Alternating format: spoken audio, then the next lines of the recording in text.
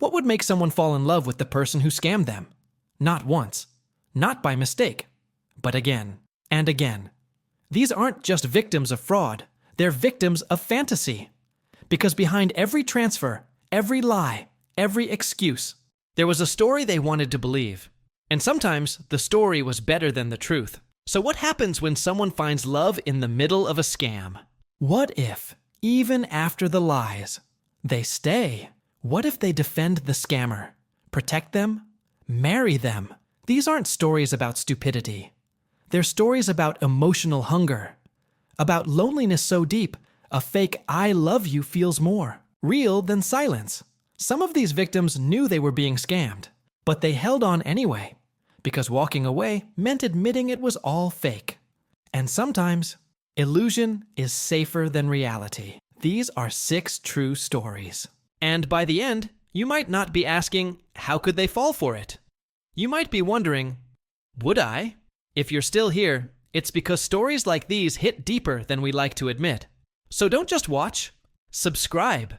We share real cases that reveal the psychological side of fraud, love, and manipulation. Hit like to support this kind of content. Leave a comment if any part of this already made your stomach turn. And please, share this with someone who loves too hard and forgives too easily. They might not see it coming, but you will. Case 1. The widow who knew it was a lie, but stayed anyway. What if the person you were falling for never even existed, and you chose to love them anyway? Teresa H., a 67-year-old widow from Tucson, Arizona, had buried her husband less than 2 years before she met Alan Whitmore on a dating site for people over 50. At 3 a.m., her phone would light up her tired but smiling face. It was Alan.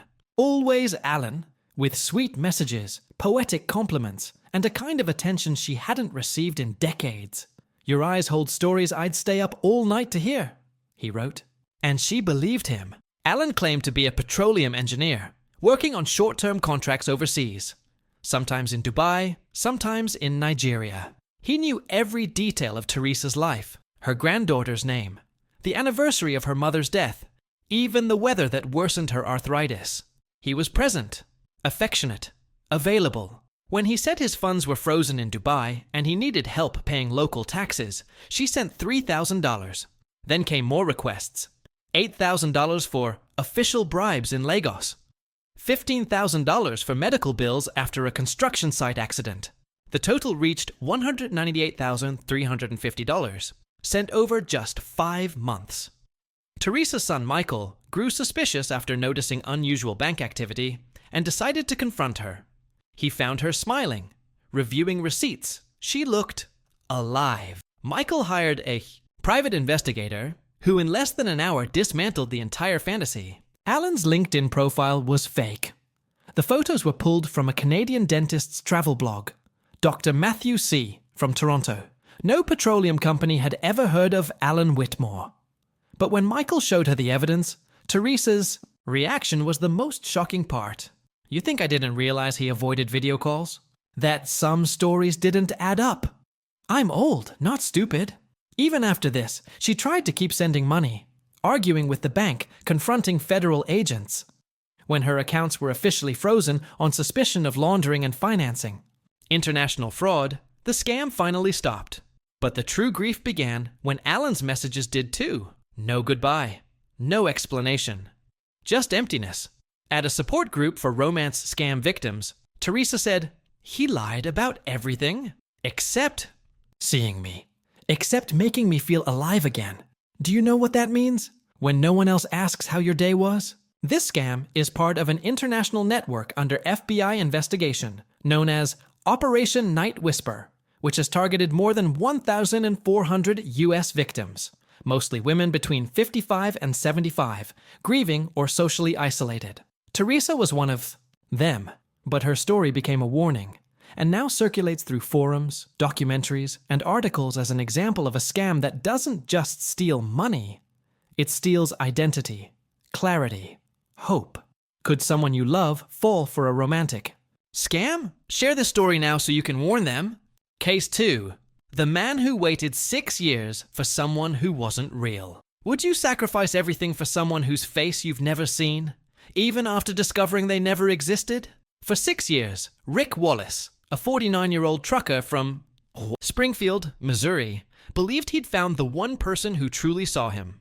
Not on a dating app, not in real life, but in a comment thread on a classic country music forum. Her username was Country Music Kathy. She was funny, attentive, real, at least to him. Soon, her voice became the only constant on his cross-country routes. Through the crackle of late-night calls, she made the cab of his truck feel like home. "You sound tired, baby. Tell me about your day," she'd say, her soft southern drawl soothing the engine's roar. Rick, a man who had driven over 1,000,000 miles alone, began to feel seen. "I've never told anyone the things I tell you," he admitted during one of their marathon calls. "That's because no one's ever seen you like I do," she whispered. Back. When Kathy said she'd lost her job and needed $800 for rent, Rick didn't hesitate. Then came medical bills, a stolen wallet, a flooded apartment. Over time, her emergencies became part of his routine. He sent money. Every time. In 6 years, the total crossed $42,000. They made plans to meet, multiple times. Once, Rick drove 900 miles to Nashville, where she claimed to live. He waited in a hotel lobby for 8 hours, only to get a text. "Family emergency in Memphis. Had to leave town. I'm so sorry." Rick didn't get angry. He just asked, "Do you need help with the emergency?" The breaking point came when he sold his entire vintage guitar collection, his pride, for $5,000, to help Kathy cover surgery. That's when Eddie, his longtime friend and fellow trucker, stepped in. "You've never even seen her face, man," Eddie said. "She's been playing you." Eddie hired a private investigator. It took 2 days to unravel everything. The photos, pulled from an old modeling catalog out of Bulgaria. The address in Nashville? A vacant lot. The phone number? A prepaid burner traced to Grand Rapids, Michigan. Kathy Miller didn't exist. There was no woman. Just a voice, a fantasy, and a perfect script for emotional manipulation. When Rick saw the evidence, he didn't cry. He didn't yell. He just sat quietly, staring out at the road. Then came the question that chilled everyone in the room. If I stop believing in her now, what was the point of the last 6 years? Even after knowing the truth, Rick sent one final transfer. His main reason. When no one else believed in me, not my ex-wife, not my kids, Kathy made me feel like I mattered. Like someone was waiting for me at the end of the road. 3 months later, Rick still kept her photo taped to his dashboard. It was never, really about the money. It was about what that voice gave him.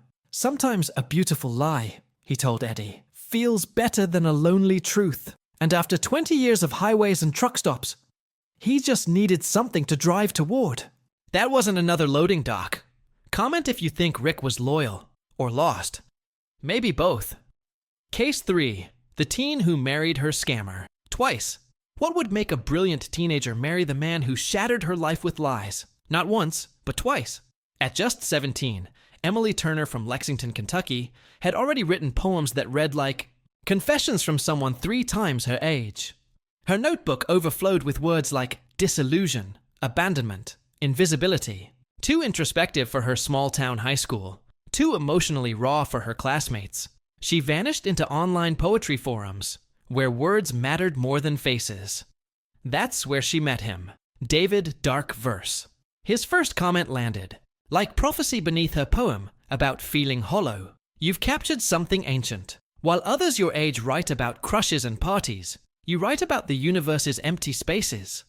Old soul beautiful. While her parents worked night shifts, Emily stayed up messaging David, a self-described 19-year-old dropout with too many demons for mainstream life. He sent shadowy selfies, late-night voice notes, confessions laced with vulnerability. To Emily, it felt like being seen for the first time. "Everyone around me looks right through me," she wrote. "I see you completely," he replied. "And you're extraordinary." 3 months later, she left a note. "Finding my real life. Don't look for me." Then boarded a bus to Tampa, Florida, with $230 and a backpack. The man waiting wasn't a teen. Poet. David Marshall was 36. His hair was thinning. His eyes shifted constantly. He hustled her into a smoke-saturated car and drove to a weekly motel off the interstate. Emily should have run. Instead, she stayed. He already knew the worst parts of me, she told her therapist later. And he still wanted me. That kind of acceptance is addictive when you've felt invisible your whole life. Within a month, they were married in a courthouse. Strangers witnessed.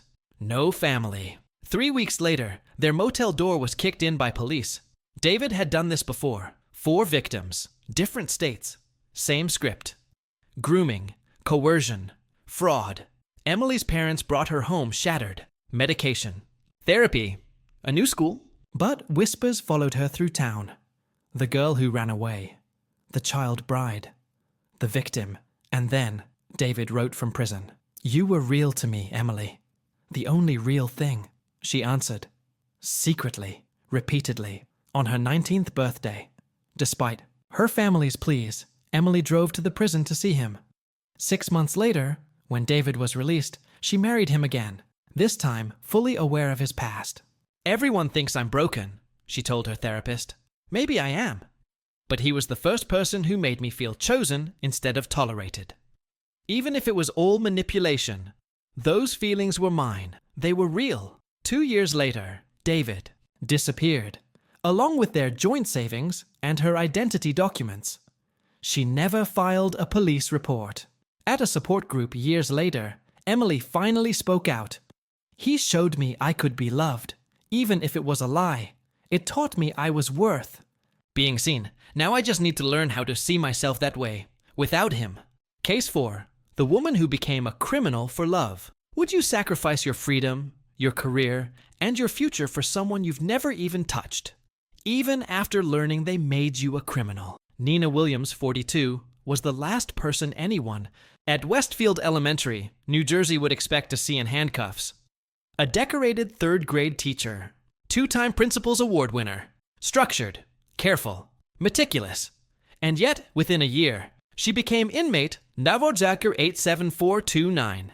It began with a ping from a language app called Talk World. "Leo has sent you a message in German." Nina had always loved the precision of German, and Leo Bauer seemed to embody everything she admired. Articulate, disciplined, emotionally direct. Compared to the flaky American men she'd dated, Leo felt like a revelation. "You understand nuance," he messaged. Do you know how rare that is? Their chats turned into hours-long calls about books, politics, philosophy. His voice, with its gentle accent and thoughtful tone, became her nightly ritual. 4 months in, Leo mentioned trouble, banking complications in Europe, international. Transfers blocked. Would Nina mind receiving payments and forwarding them to vendors? "It's legal, just messy," he said. "You'd be helping save my business." The first transfer came. $25,000. Leo told her to keep $500 and forward the rest. Then came more wires. Packages, addresses, complex instructions. Nina's account grew. $12,000 in thank you money. She bought designer shoes, booked weekend getaways, even started an investment portfolio Leo helped her set up. "I don't know what I'd do without you," he'd say. And she believed it. Then came the knock. At her classroom door, 2 FBI agents, staring down one of the most respected teachers in town. The photos of Leo? Stolen from a professor in Munich. The business funds. Proceeds from romance scams targeting the elderly across 4 countries. The packages? Stolen goods being trafficked through her. "You've laundered over $1.2 million, the agent said, and helped redistribute property worth twice that." Her job was gone. License suspended. Reputation annihilated. But the real shock came when Nina declined a plea deal. That could reduce her sentence. "There's been a mistake," she insisted. "Leo wouldn't involve me in anything illegal. He cares about me." Even after mountains of evidence, burner phones, fake names, dozens of other victims, Nina refused to believe it. The judge asked, "Why protect someone who manipulated you so completely?" Nina's voice didn't shake. "Because if I admit he never loved me, that it was all a lie, then I have to face that the only man who ever truly saw me wasn't real. And I'm not ready for that truth yet." From prison, she still keeps his picture. Still whispers his name. "Maybe justice isn't always about what's true," she told her cellmate. Sometimes it's about what you need to believe, just to make it through another day. Hit like if this story made you feel a little sick and a little sad. Case 5. The veteran who became the scammer. What transforms a decorated Marine into the very predator that once destroyed him? And why did he feel entitled to others' pain? Carlos Mendez, 51, was a retired Marine gunnery sergeant from San Antonio, Texas, with 3 combat tours behind him. His garage wall displayed a Bronze Star, a Purple Heart, and 2 decades of military commendations, now collecting dust beside empty tool racks. He'd survived war zones, but was undone by a woman who didn't exist. He met Sophia in Ainanaita, a veterans support forum. My brother was a Marine. He didn't make it home from Afghanistan. Your post about brotherhood moved me. Her profile showed a kind-eyed nurse in blue scrubs. She claimed to be stationed at a crisis clinic in Turkey, understanding trauma in ways his ex-wife never could. They talked nightly. She listened to his nightmares, called him protector, told him he was stronger broken than most men whole. So when Sophia said her clinic had been defunded, no salary, no way home, Carlos didn't hesitate. He pawned his mechanic tools, $8,000, borrowed from his pension, $12,000, took a second mortgage, $15,000. Each payment felt like service, like purpose. But the collapse came not from law enforcement. It came from a single mistake. A voice message sent from a male-registered phone. The entire story unraveled. Carlos didn't spiral. He studied the scam with military precision, mapped Sophia's language patterns, analyzed her timing, built a psychological profile of how she bypassed his defenses. 3 months later, Michael Thompson, a widowed army medic and dog lover, was messaging grieving women in online support groups. Catherine Morrison, a struggling military widow, joined veterans forums. Carlos created 5 more personas, each crafted with the tactical discipline he once used in combat. Within a year, he had extracted over $150,000 from 11 victims. The FBI raided his modest home. There were no luxury items, only binders of transcripts, flowcharts, and detailed psychological breakdowns of each victim. His military medals were still on the wall. I didn't scam them, he told investigators. I gave them what I got. Someone who understood them, someone who saw them. The money just proved they believed it. Unrepentant, he stared through the interrogation room like a soldier on duty. Everyone says, support our troops. But when we come home broken, they look away. Sophia saw me. Then she destroyed me. I just followed her playbook. But what disturbed the FBI most were his journals. Entries where he documented each victim's deepest traumas beside cold notes like guilt loop trigger, child custody loss. At sentencing, the judge asked if he felt remorse. Carlos replied, "The only thing I regret is not starting sooner. After 20 years of serving a country that discards broken soldiers, I finally found something I'm good at." His last victim, Margaret, a recent widow, spoke through tears. The money wasn't the worst part. It was believing the first person who truly understood my grief was faking it. Carlos looked at her, calm, still. The understanding was real, he said. That's what makes it work. Case 6. The woman who married her scammer in prison. Would you marry someone who lied about everything and landed in prison? Angela Thompson, 62, had just retired from her librarian job in Salem, Oregon, when she met Colonel Mike Wilson on a dating app for seniors. He was everything she'd dreamed of. A widowed military officer with piercing blue eyes, a soft voice, and plans for a quiet life by the lake. Their conversations stretched for hours. Mike spoke of deployments, desert sunsets, and his longing for companionship after years of service. "I've spent my life serving others," he wrote. "Now I want someone to share my quiet sunset years with. I believe that someone is you, Angela." So, when he mentioned needing help processing retirement paperwork, just a temporary loan, Angela sent $5,000, then $10,000 more for complications. They had dreams, morning coffee on the porch, evening walks at sunset, a cottage by the water. Red flags appeared. Her daughter's concerned calls. Her sister's quiet warnings. Mike's video calls always dropped. His flights home were delayed again and again. But Angela believed, because the heart always wants to. Until the knock on her door. 2 FBI agents explained that Colonel Mike Wilson didn't exist. The man she had sent $87,000 to was actually Adewale Okonkwo, a 37-year-old Nigerian man operating from a cyber's cafe in Lagos. The uniformed videos? AI-generated stock footage. The profile? A polished scam used on dozens of women. Adewale was arrested in a sting-targeting international romance scams, extradited and sentenced to 7 years in federal prison. Most victims would have walked away, shattered. Angela didn't. She asked to meet him. Not for revenge, but to understand. Face to face through prison glass, Adewale confessed. Tears streamed as he admitted the scam. Angela kept visiting. Letters became phone calls. And 1 year into his sentence, inside a small correctional chapel, she married him. Her family was horrified. Friends staged interventions. Psychological evaluations were recommended. Angela stood firm. He lied. Yes. But the connection, that was real. We both paid for his choices. Now we're building something honest from the ruins. Was it Stockholm Syndrome? Delusion? Or rare, radical forgiveness? Angela insists it's love. Complicated, painful, but genuine. 5 years into his sentence, Adewale is taking coding classes. Angela visits every weekend, ignoring the steel and silence that surrounds their story. Everyone deserves a second chance, she says, eyes steady. Sometimes the most beautiful relationships grow from the most broken beginnings. Could someone you love fall for a romantic scam? Share this story now so you can warn them.